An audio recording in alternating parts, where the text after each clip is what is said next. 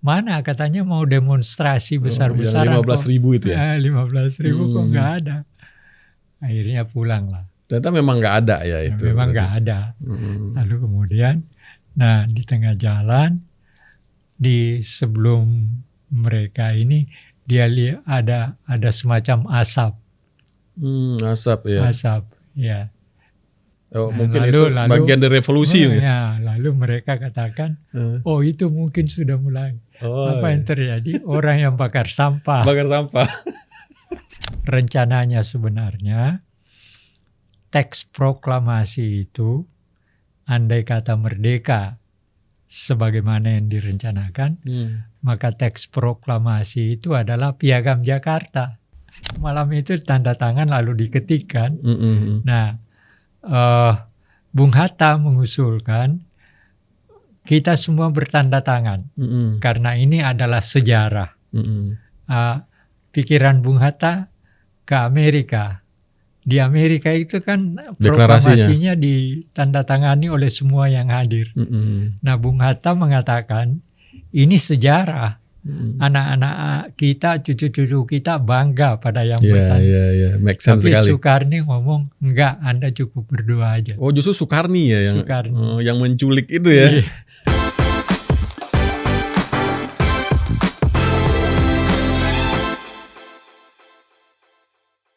Kembali lagi di Real Politik. Pada edisi kali ini saya merasa senang sekali karena kita akan membahas topik yang mungkin sama sekali berbeda daripada topik yang selama ini kita bahas. Kalau sebelumnya kita membahas real politik yang terjadi di rentang waktu hari ini, tapi kali ini kita akan membahas tentang real politik yang terjadi di masa lalu. Tepatnya ketika Republik ini belum memproklamasikan kemerdekaannya.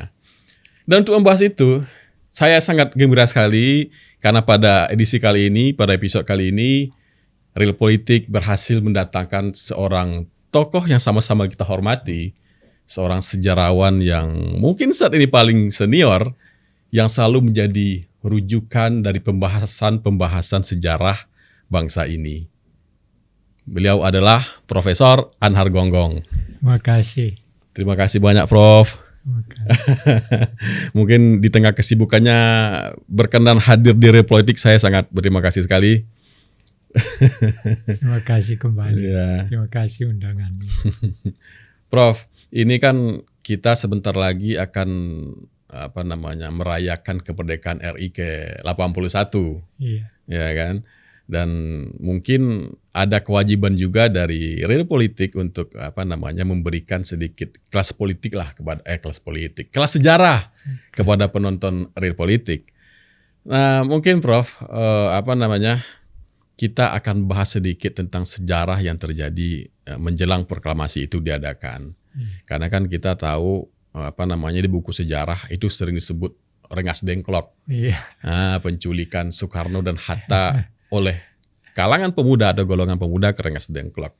Namun kan hanya sampai di situ saja yang tertulis di buku-buku di sekolah.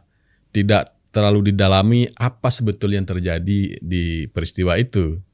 Karena kan kalau kita tahu, kita dalami lagi bahwa itu adalah sebuah pertarungan, katakanlah ideologi atau pendapat antara yang disebut golongan muda yang mungkin diwakili oleh Soekarni, Sahrir gitu ya, Prof ya, dengan Soekarno-Hatta bersama PPKI yang dianggap sebagai orang yang telah lama mempersiapkan kemerdekaan Indonesia bersama dengan Jepang gitu kan.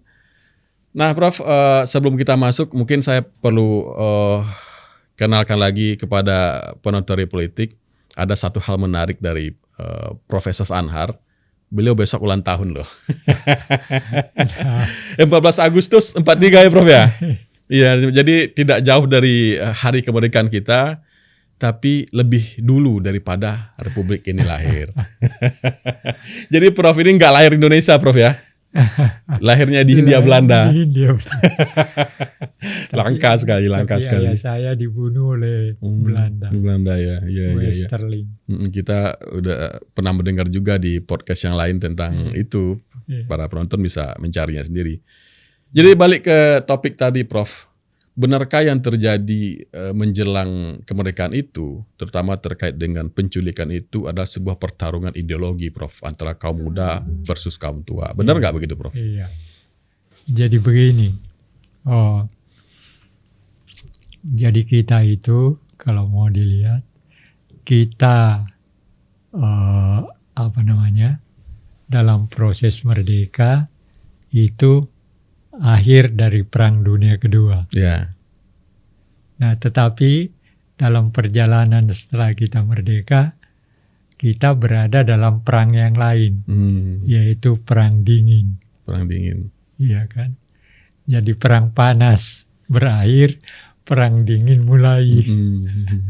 Tapi terlepas dari itu begini, memang ya di dalam sesuatu peristiwa sering orang melihat seakan-akan berjalan begitu aja.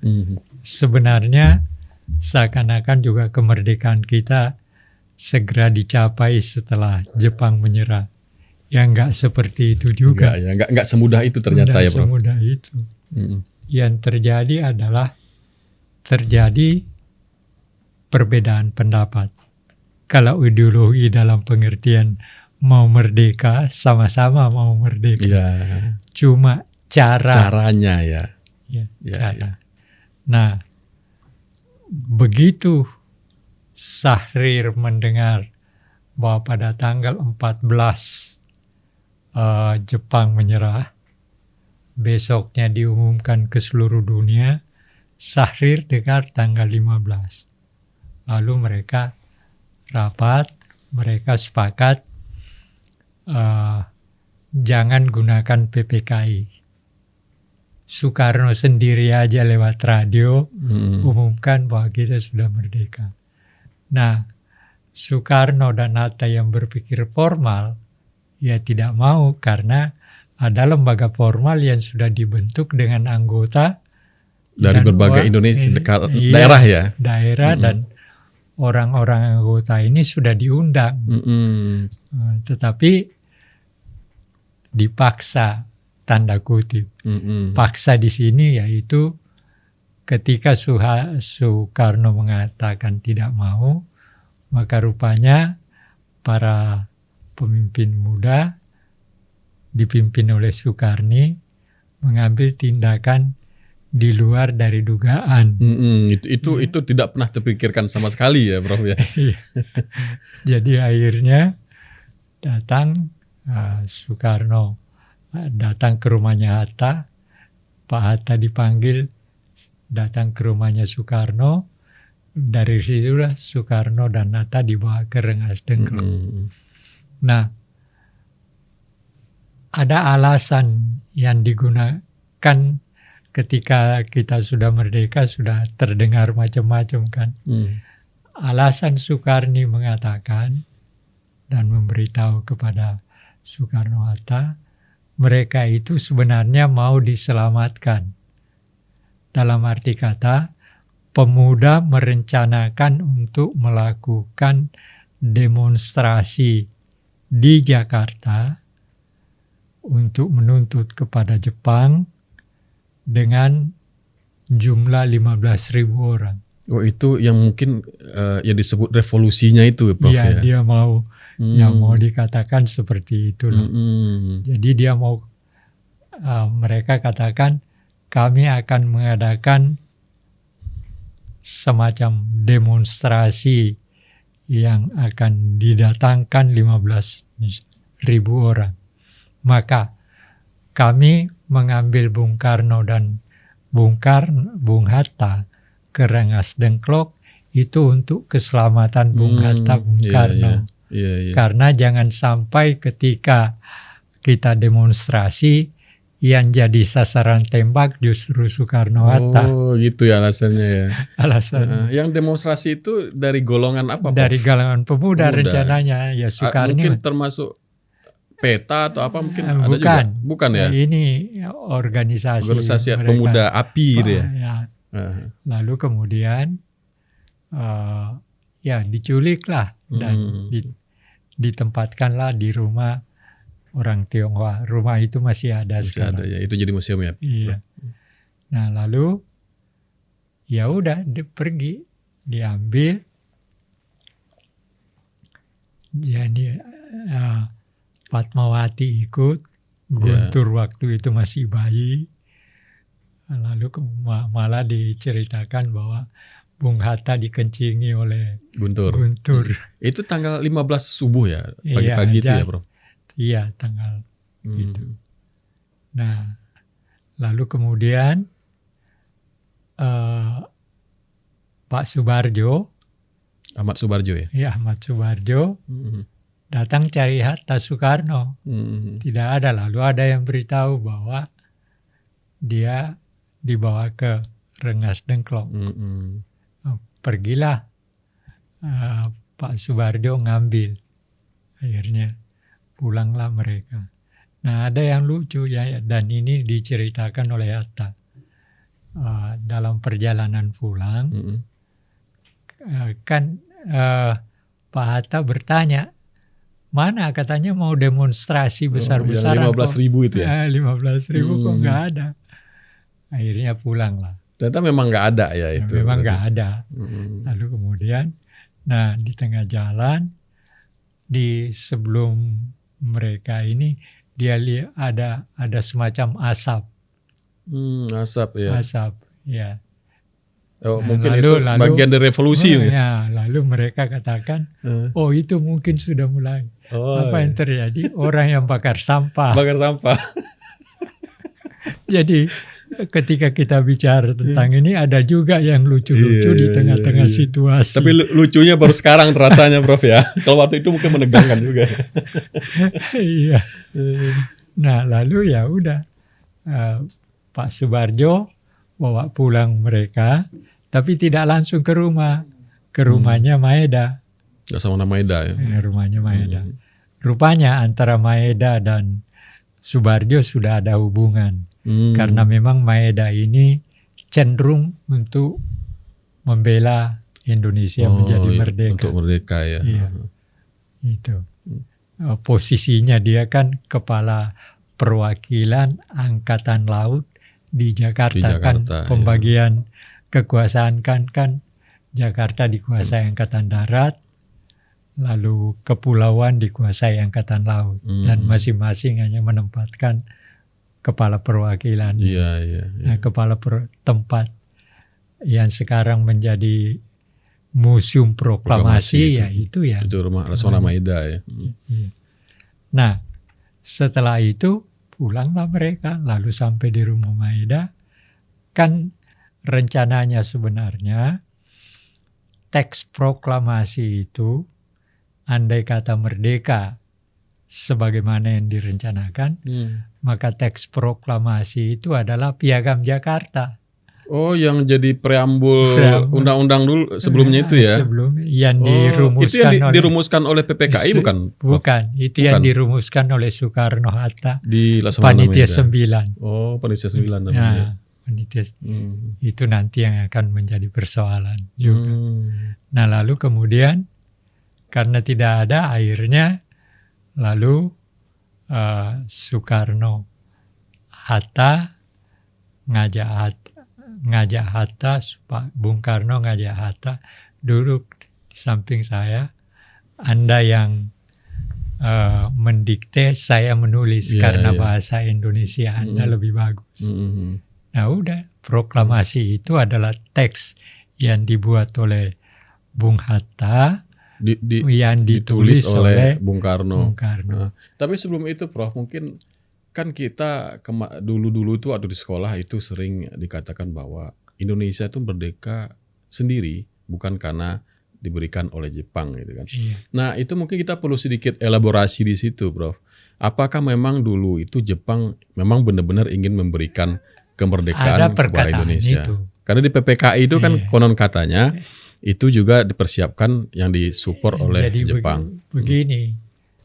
BPUPK dulu, jadi Badan Persiapan Kemerdekaan Indonesia yang dibentuk BPUPK itu adalah lembaga yang dibentuk oleh Jepang dengan anggota 62 orang.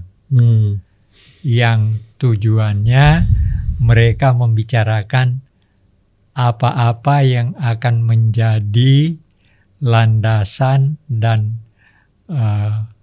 pikiran untuk menjadi merdeka. Kalau Indonesia merdeka. Jadi termasuk bicara tentang wilayah negara, tentang segala macam. Tapi itu dibentuk pada tanggal 25 Agustus. Mei. Mei. Mei, karena kan Januari 28 malah. 28 Mei sampai 1 Juni lahirnya Pancasila itu. Itu awal pertama pembicaraan. Nah, Soekarno bicara di situ 1 Juni BPUPK. Tapi kemudian ini dibubarkan, diganti dengan PPKI. Makanya Soekarno, Hatta sama Rajiman dipanggil ke Danang, Vietnam. Dalat dia. Iya, Dalat. Maka kemudian dari situ diberitahu bahwa BPUPK dibubarkan, diganti dengan PPKI. Dan tugasnya adalah untuk mengatur kemerdekaan. Waktu itu Bung Hatta bertanya, kapan? Ya kapan Anda mau?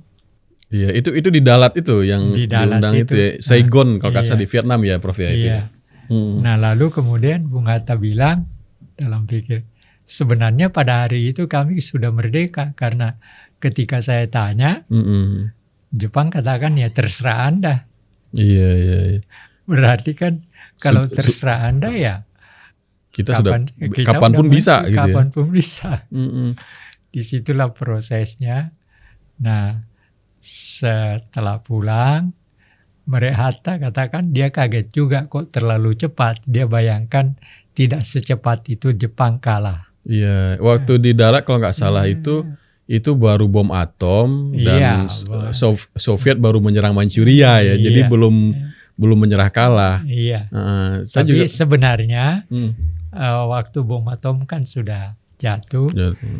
Lalu kemudian tanggal 14 Jepang menyerah. 15 diketahui kan. Nah, karena menyerah itulah mungkin Syahrir mengatakan bahwa ini harus direbut cepat. Memang, karena kalau tidak dimerdekakan bisa jadi status quo nggak berubah. Mungkin Bro, itu maksudnya gitu begini, ya Bro? Waktu Jepang kalah, maka akan diganti sebagai penguasa baru. Jajahan, penguasa baru, Inggris dan Australia. Tapi kan belum datang. Maka tentara Jepang ditugaskan untuk menjaga ketertiban. Artinya kalau sebelumnya di Dalat itu Jepang mempersilahkan untuk merdeka kapanpun, ketika Jepang menyerah, mereka diperintahkan untuk status quo. Menjaga. Artinya nggak mungkin lagi memberikan kemerdekaan. Nggak mungkin lagi. Karena dia sudah orang menyerah dan tugasnya hanya sebagai penertiban. Jangan sampai ada demonstrasi, jangan sampai.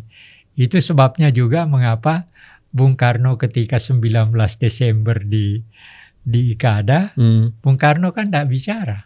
Cuman naik ke podium, saudara-saudara kita udah merdeka, silahkan pulang, nanti ada pemberitahuan lebih lanjut. Jadi dia tidak berpidato. Jadi ketika penculikan Rengas Dengklok, kalau saya mengistilahkannya itu 24 jam paling mendebarkan ya. Karena kan awalnya akan diberikan kemerdekaan, tiba-tiba ternyata Jepang tidak bisa memberikan itu. Jadi kan terancam gagal berarti kemerdekaan pada waktu itu. Malah itu salah satu faktor mengapa Bung Karno berusaha agar supaya Bung Karno dan Bung Hatta berusaha supaya jangan menjadi hal yang melahirkan euforia.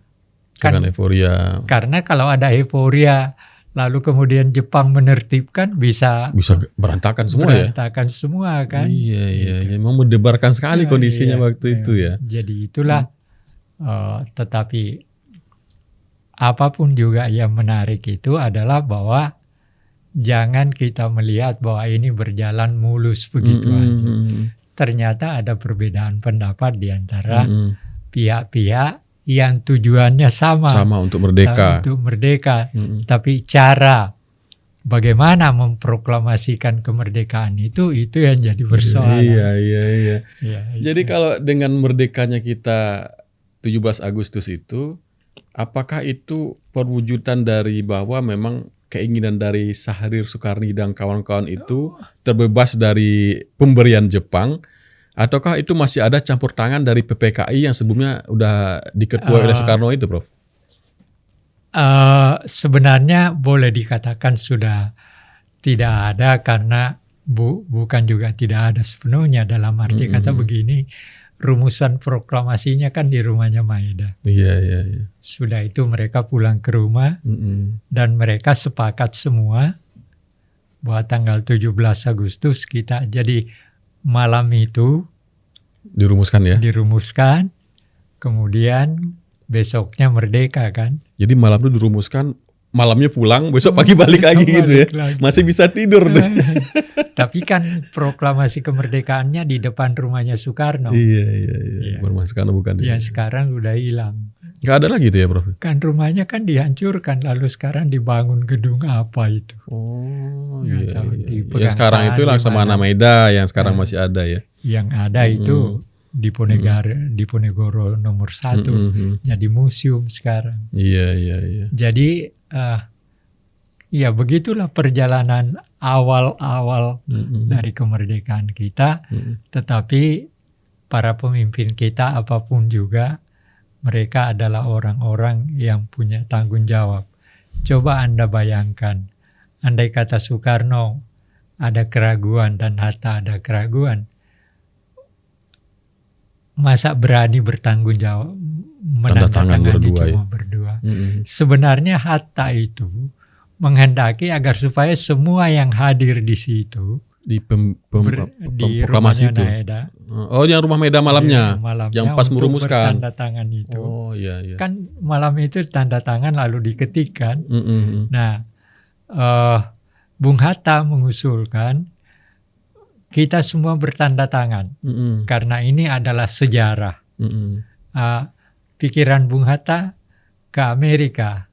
Di Amerika itu kan proklamasinya ditandatangani oleh semua yang hadir. Nah, Bung Hatta mengatakan ini sejarah. Anak-anak kita, cucu-cucu kita bangga pada yang bertanda. Iya. Make sense tapi sekali. Soekarni ngomong, enggak, Anda cukup berdua aja. Oh, justru Soekarni ya yang menculik itu ya. Anda berdua aja. Akhirnya tanda tangan lah mereka berdua. Iya. Jadi kalau memang bisa dikatakan bahwa proklamasi itu terlepas dari pemberian Jepang ketika itu, kita masuk ke Syahrir ini, Prof. Kenapa kok ketika proklamasi itu Syahrir itu tidak ada di sana, Prof? Memang nggak mau kan. Tapi kan itu kan bukan kelanjutan dari PPKI lagi. Iya, tapi artinya ke rumah Jepang.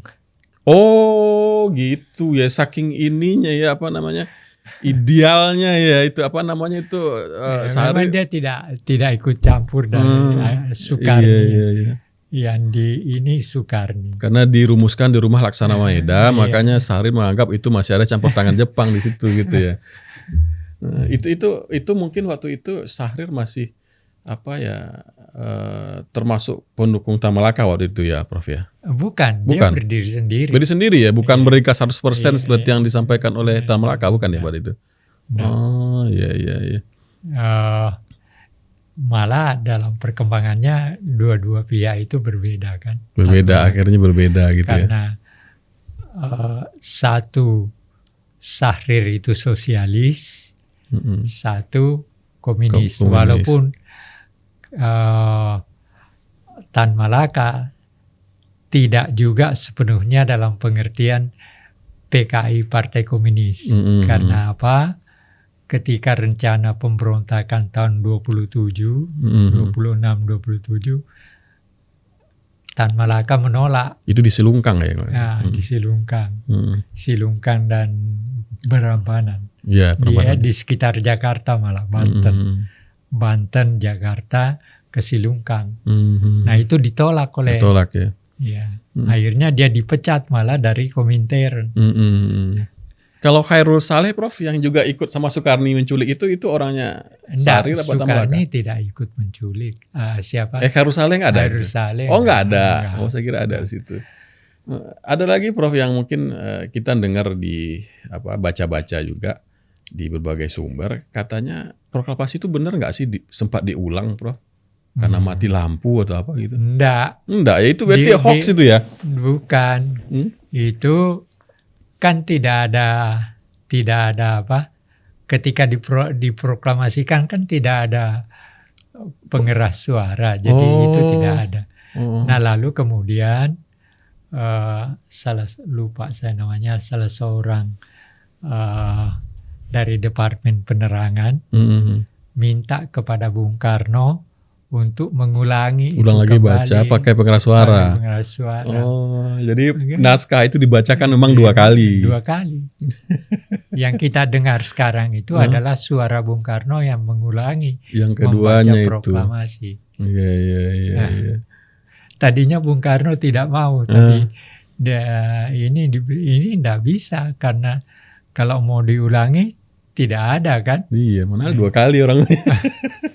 Tapi walaupun diulang kedua kali, kalau kita dengar masih terasa magis. Masih terasa suaranya magis. Masih.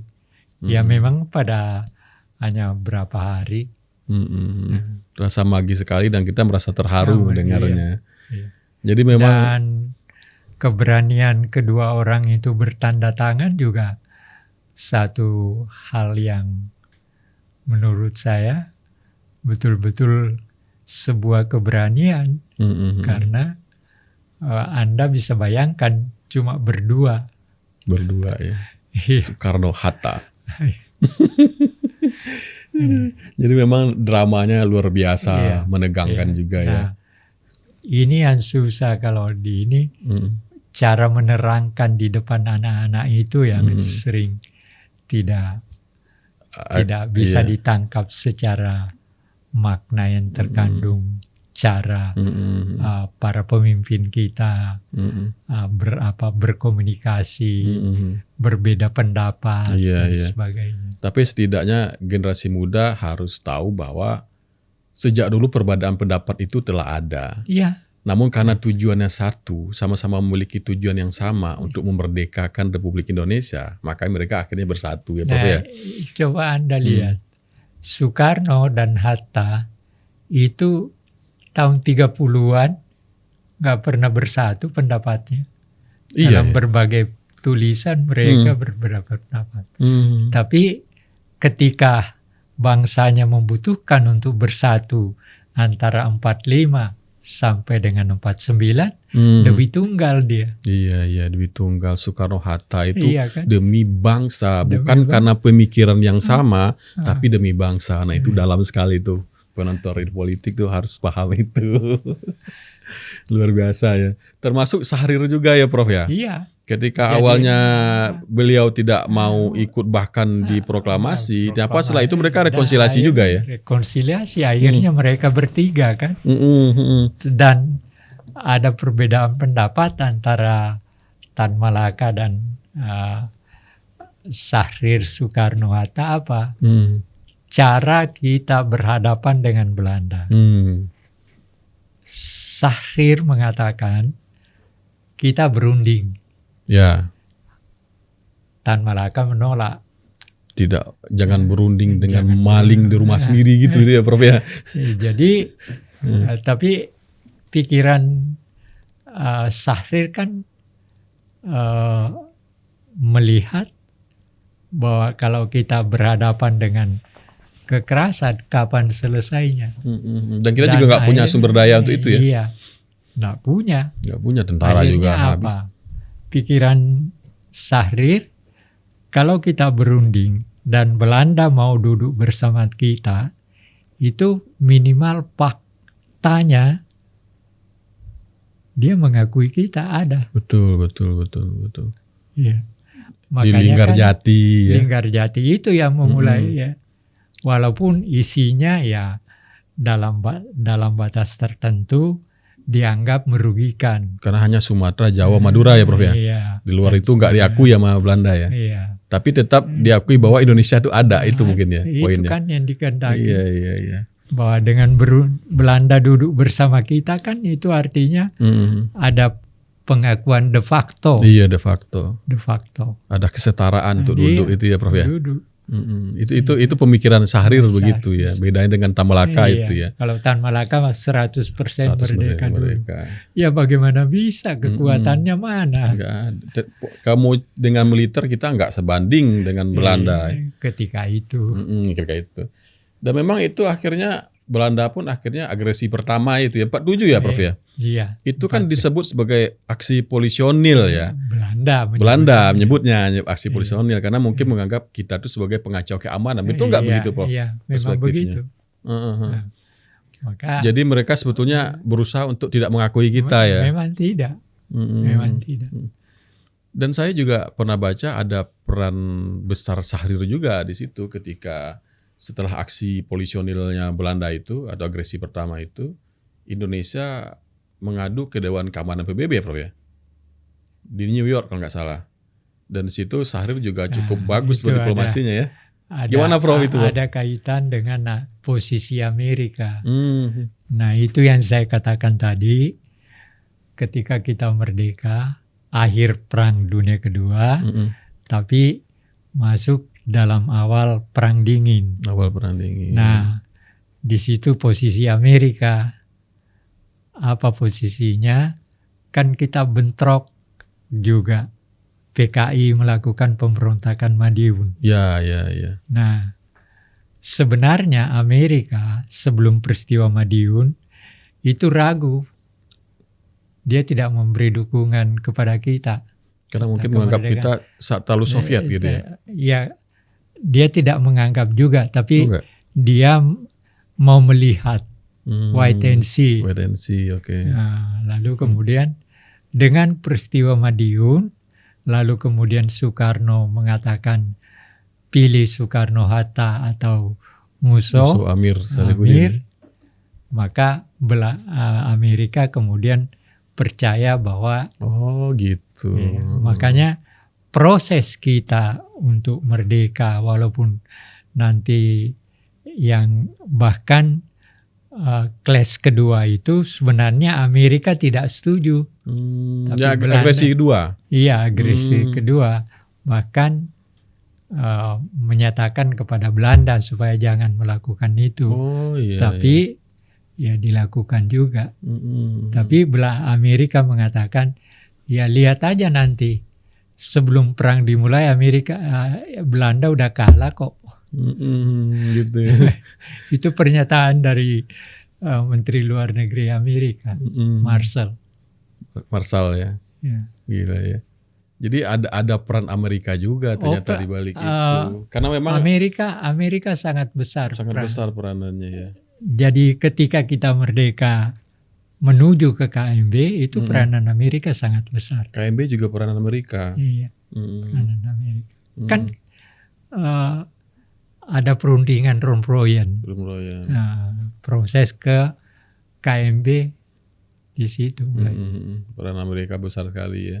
Saya juga mencatat itu peran Syahrir waktu itu keren sekali waktu di Dewan Keamanan PBB itu. Belanda melakukan aksi polisionil itu menganggap kita itu Indonesia waktu itu hanya sebagai pengacau keamanan, bukan sebagai negara yang berdaulat.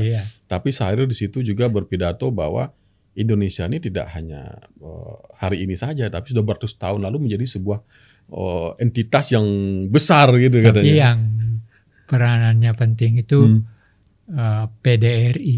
PDRI ya. PDRI di kampung saya itu, Prof, di Kota Tinggi Suliki. Iya, gitu. Safruddin Prawira Negara. Itu besar. Saya dapat informasi dari Sujatmoko. Sujatmoko waktu itu di PBB. Bahwa Indonesia masih ada tuh karena PDRI lah ya. Karena PDRI. Dan kemudian Nah, ada perang. Hebatnya apa? Di situ ya karunia juga sih. Ada seorang panglima besar kita dalam keadaan sakit, tidak mau menyerah. Padahal presidennya sendiri meminta dia agar supaya tetap di rumah sakit karena jantung paru-parunya tinggal satu. Tapi dia tidak mau. Dan tetap bergerilya. Tetap bergerilya. Bayangkan andai kata orang melakukan perang tidak ada komandan. Wah, kacau itu. Nggak tahu mau ngapain. Iya kan? Nah, disitulah hebatnya Sudirman. Dia sadar akan tanggung jawabnya sebagai seorang yang dipilih sebagai panglima besar. Dalam keadaan sakit pun dia harus bertanggung jawab terhadap posisinya. Iya. Banyak sekali ya Prof ya kalau mau kita bahas tentang sejarah perjuangan bangsa ini. Mungkin nanti kita akan bahas lagi mungkin kita akan buat kelas sejarah lah Prof ya. Silakan. Supaya generasi muda, terutama Gen Z, bahkan milenial dan boomer seperti saya pun masih butuh penjelasan sejarah seperti ini Prof. Tapi mungkin Prof yang mungkin bisa kita ambil kesimpulannya tadi yaitu bahwa memang kemerdekaan kita itu memang sangat tidak mudah. Oh iya. Setelah melawan penjajahan, kita pun juga harus menyatukan ide dan pendapat yang luar biasa menegangkannya juga. Iya. Dan mungkin bagi penonton Real Politik bahwa inilah cerminan bahwa apapun perbedaan yang ada di kita, mau perbedaan pendapat, opini, ataupun perbedaan suku atau ras gitu ya, tapi once sekali kita dibutuhkan untuk persatuan bangsa ini, maka kita harus bersatu ya Prof ya. Seperti yang telah ditunjukkan oleh founding father kita dulu. Iya. Oke. Mungkin segitu dulu ya Prof ya. Baik, terima kasih. Mungkin nanti kita minta izin lagi waktu Prof untuk kita bahas tentang pandangan sejarah yang lain. Silakan. Dan untuk penonton Real Politik itu Prof juga punya channel YouTube ya. Di situ Profesor juga berikan kelas sejarah dari sebelum kemerdekaan, pas kemerdekaan hingga akhir kemerdekaan ya, Prof ya. Dan itu sebuah catatan sejarah tinta emas yang benar-benar harus kita pelajari sebagai bangsa Indonesia. Demikian episode Real Politik kali ini, mudah-mudahan bermanfaat. Terima kasih Prof. Terima kasih banyak kehadirannya. Sampai ketemu di edisi berikutnya.